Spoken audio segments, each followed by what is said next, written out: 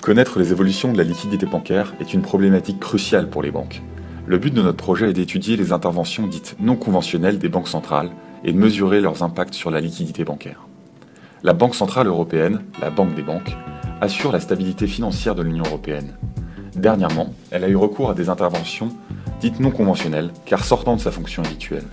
Alors qu'elle se contentait avant la crise de modifier ses taux directeurs selon la tendance de l'économie, la BCE a récemment eu recours à des procédés peu orthodoxes, le rachat de dettes souveraines ou encore le financement à long terme des banques commerciales. De telles interventions ont des conséquences sur l'offre de crédit et sur les taux d'intérêt. Alors quelles sont ces conséquences et comment les mesurer?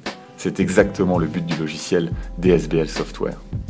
Dans un premier temps, le logiciel implémente un modèle DSGE afin de déterminer les niveaux futurs des agrégats macroéconomiques tels que la consommation ou la production par exemple.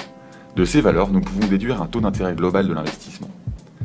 Dans un second temps, nous avons étudié les bilans des différentes banques liées à la BCE, dans le but d'utiliser les équations de Bernanke et Blinder pour découvrir l'impact des interventions sur les taux bancaires et donc sur la liquidité bancaire.